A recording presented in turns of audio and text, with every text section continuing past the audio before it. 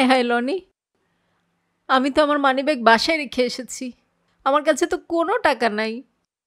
এখন আমি কি করব? হ্যাঁ হ্যাঁ, বলো কি?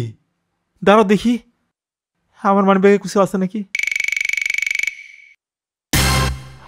হায় হায়, আমার মানিব্যাগে তো কোনো টাকা নাই। এখন কি করব? হ্যাঁ, এখন কি হবে? কি করব এখন? আরে কান্না বন্ধ করো, কান্না বন্ধ করো। আইডিয়া, কোনো সমস্যা নাই।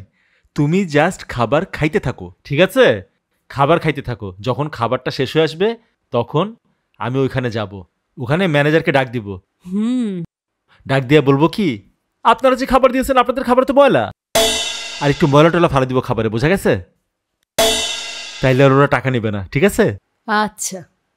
আমি ম্যানেজারকে ডাক দিতে যাব, আর তুমি এর মধ্যে খাবারের মধ্যে একটু ময়লা ফালাই দিও। আচ্ছা।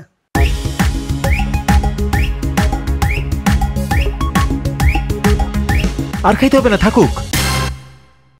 আমি একটু ওদেরকে ডাক দিয়ে নিয়ে আসি, তুমি খাবারের মধ্যে একটু ময়লা ফেলা দাও, ঠিক আছে? ওকে।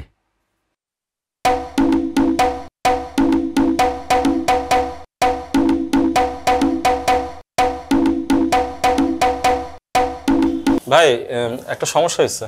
জি কোন? মানে আপনাদের খাবারের কোয়ালিটি তো ভালো না, খাবারের মধ্যে ময়লা টয়লা পড়ে নিছে। ও কি কোন? মোরা তো এরকম খাবার দিই না, ময়লা খাবার তো দিই না। ওয়া কি কোন কুয়া কুয়া কোনো লাভ নাই। হ্যাঁ, এদিকে আসেন, এসে দেখেন যে ময়লা পড়ছে কি পড়ে নাই। স্যার আপনি যতই চেষ্টা করেন এটা সম্ভব না। মোরা তো ময়লা খাবার দিই না, বেহুদা, একেবারে বেহুদা। ভাই আপনি আসেন, এত কনফিডেন্স থাকলে আসেন, এসে দেখেন যে খাবারের মধ্যে ময়লা আছে নাকি নাই।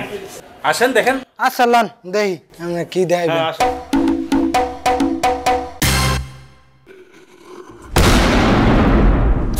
ময়লা, এত বড় ময়লা! তুমি খাবারের ভিতরে এত বড় ময়লা মোর বাহের জন্ম দেখিনি। খাবারের ভিতরে এত বড় ময়লা থাকে, এত মানাই সম্ভব না। এত বড় ময়লা খাবারের মধ্যে আমি মানি না, মানা যায়? তোমারে কইছিলাম খাবারের উপরে ছোটখাটো ময়লা ফালাইতে, পুরা ময়লার বস্তা আনতে কইছিলাম।